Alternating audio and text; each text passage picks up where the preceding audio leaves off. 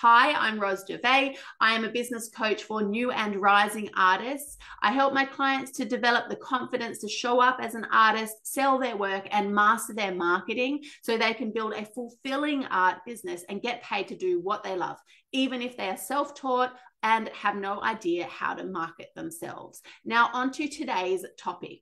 There has been a theme this week in my world with my clients, specifically around profitability in art business.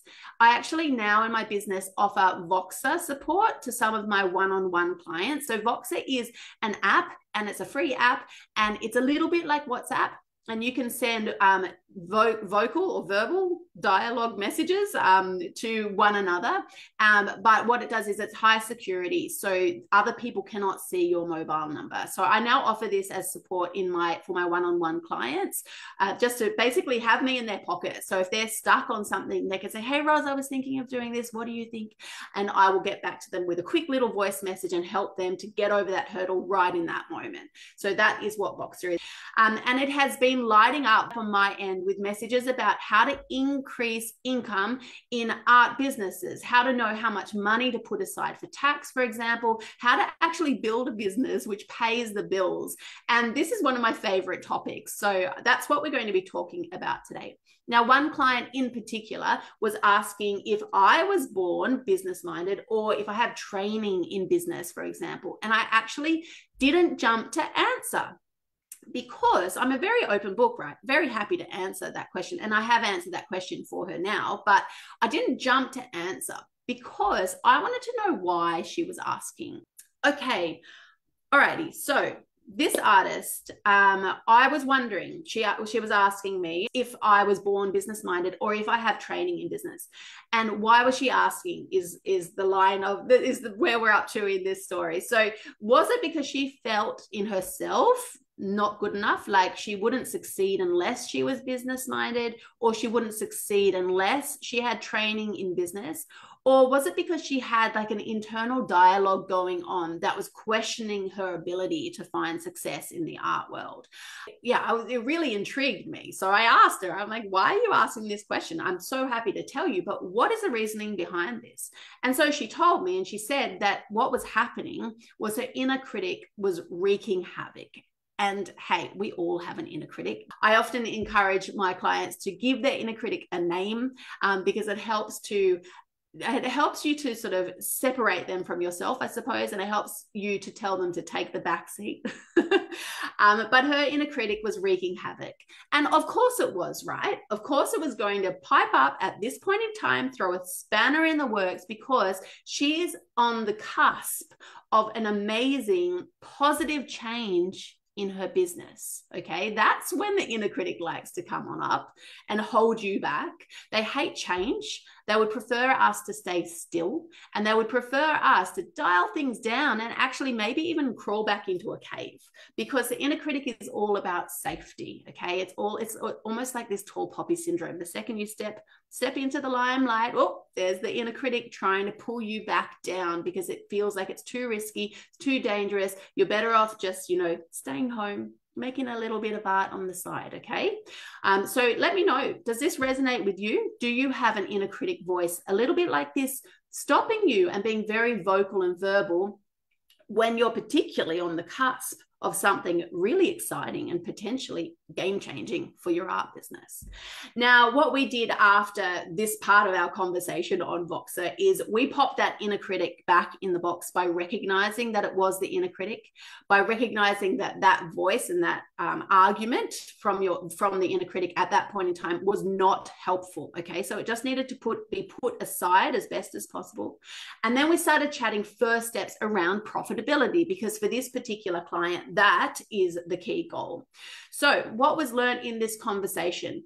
We uncovered through these Voxer messages that this particular business's foundations are wonky. Okay, you cannot build a house on mud. I don't care how fancy the house is on the outside. If those foundations are not right, the foundations of your art business, the foundations of this house are not right, there are going to be cracks in those walls before they're even finished. Okay, so finding success in art business, right, is all based on art sales, or say selling workshops, for example, but it's all based on money. It is to do with money, okay?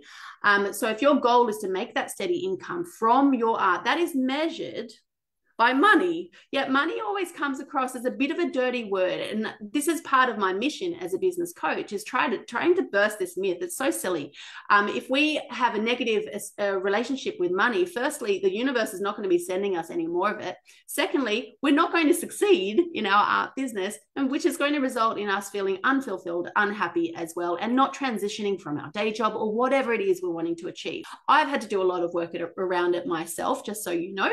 I used to champion what I called the ostrich approach, which is head in the sand. But I've come a long way since then. So I just want you to know you are not alone at all if this money mindset piece is a big challenge for you, okay?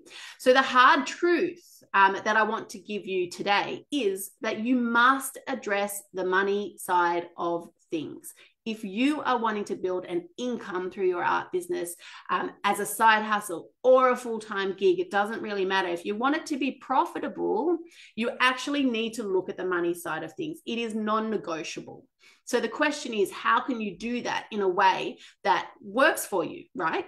And so today I have 2 specific tips for you for how to get started on improving the money foundations of your business so you can move towards that sustainable art business that you would like. So 2 steps. Are we ready? Let me know if you're ready. Drop that in the chat. Give me a ready. And even if you're watching this on YouTube, I want to see that as well in the comments. Give me a little ready in the comments as well. So step number 1, and this might shake a few boats. Are you ready? Is that an expression? Shake a few boats? Maybe not. Number 1, know your lifestyle expenses. How much does it cost for you to be you? Okay. How much does it cost for you to pay for your housing, your electricity, your grocery bills, buying like new clothes, maybe once a quarter or something like that? How much does it cost to be you? If you have not got a family or a personal budget like that, if you've not sat down to do that maths, even as an estimate, I'm going to say something bold here. I'm going to say you're not going to find easy success in your art business. It is, again, another non-negotiable. You need to work out that, because what happens when you work out how much it costs to be you, you work out how much you need to make in your art business, okay? And then you have a goal, because if you don't have a goal, if you don't have a figure that you're working towards, you're actually running blind with no gauge of your success, and you will always feel like you're failing. Does that sound like you? Is that something that you are experiencing, this sort of feeling like always being behind, always failing, never catching up, and it just feels tiring because, well, you don't actually know where you're headed, okay? So you do need to do this. Step number 1 is absolutely essential. Step number 2 is to set yourself a money date, okay? You can make it fun if you want to, or you can make it routine. I think the routine part is more important. So I have been recommending, particularly lately, again, as I was saying, this has been a theme this last week, I've been recommending this idea of Money Monday. And so because I like the alliteration as well. Money Monday, can't forget that, right? And this is when you check your income in your art business over the last week. And I don't care how small that income is, it's really important to do. And then you separate that income out to your relevant accounts according to Profit First, which is a book by an author named Michael Milamkowitz. He's got a very difficult last name to spell. It's actually behind me. But let me know if you haven't heard of Profit First. It is a massively recommended book. It is well collected. It's a bestseller and all of that jazz. And I couldn't operate my business without it. So Profit First, highly recommended. And he gives these suggestions with your accounts to separate out your money every Monday. Say what he says twice a month. I say every Monday. Separate your money out to tax, to your salary. Yes, we want you getting paid right from the start, to your profit as well. And at some stage, GST as well. I've also just started separating out an amount for charity too. So you can integrate that. If that aligns for you, you can make charity one of those things that you put some money aside for every single week in your art business.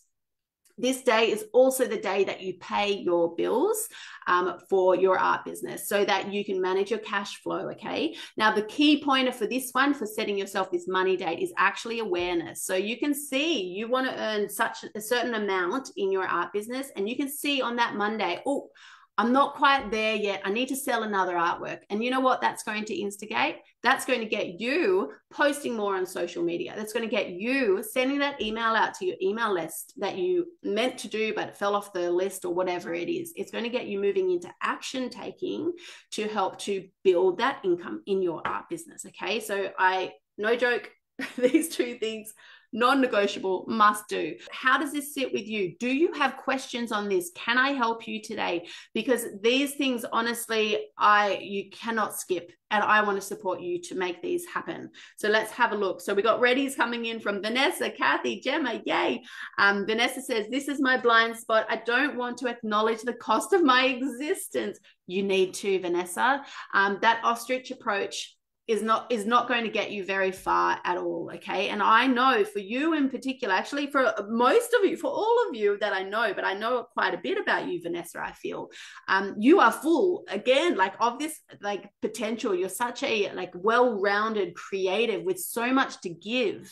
So if you're going to stay in that ostrich sort of method, an ostrich approach, you're not doing your beautiful creativity and the people who are going to benefit from your creativity justice. You owe it to them to address this and actually get to the bottom of this situation and move away from this ostrich situation and get your things all lined up and all sorted, your foundation sorted, so you can make more of your art, impact more people through your art and your writing as well, okay? So I really, really want that for you, Vanessa, and I also want that for all of our other members here in Permission to Paint. Now, I have for you an invitation as well today, and that is to come and sign up for the free Artist Evolution Challenge. It is a free 5-day challenge, and it is all about growing your art sales. So for 5 days, you get to be guided through the exact ingredients that you need to move your art business forward and get those art sales on the up. So you gain exclusive access to daily recorded video tutorials by me, plus live Q&A sessions with me as well. You get to bring your passion, listen to your calling, unleash your potential, and we kick off on Sunday, the 10th of March, this year, 2024, and enrollment is actually open right now. Little side note, it's my birthday on Monday, the 11th of March, and I'll be going live on that day as well. So join in. We can call it like a birthday party challenge. That would be fun. Come and join me on my birthday. So these are the things that we are covering inside this challenge.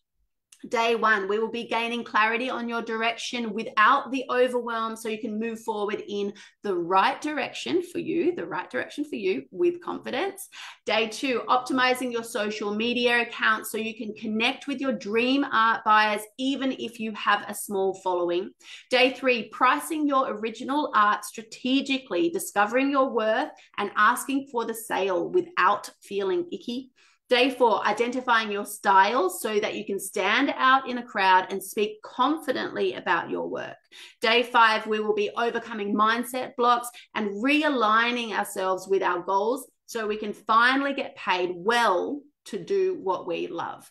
Now, a little bit of, I want to share 2 little notes as well about this. So this challenge, I have run it once before last year, 2023 in August. This will be the second round.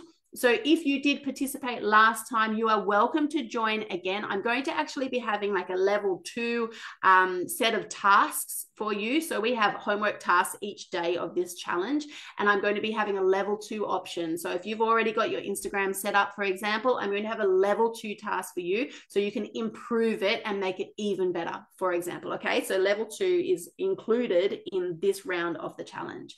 Now, the challenge video tutorials are actually on demand, and the Q&A replays will be made available too for just a limited time after the challenge. But this means that you can participate no matter your time zone and your lifestyle. So come and get amongst it. It's completely free. It's amazing.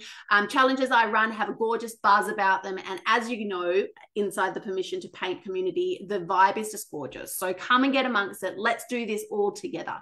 I'll pop the link up in the caption, but if you want to just head over now, it's permissiontopaint.co/art. artist-evolution. If you have any questions about the Artist Evolution Challenge and if it's a good fit for you, where you are up to in your art business, for example, please drop them into the comments so I can answer you and let you know. I'm really looking forward to running this challenge, this birthday challenge for you all. It's going to be lots of fun. All right, lots of love from me to you. Do let me know if you're catching this live or as the replay, if this resonated with you, if the money mindset piece and also the practicalities around money management in business is a topic that you want me to expand on, let me know, because I really love to get feedback from you and make sure that I'm on point helping you on your journey as well. All right, lots of love from me to you. Have a gorgeous day, and I shall see you next Tuesday for our next live. Awesome. Just finding the button. See you later, everyone. Bye. Have a good day.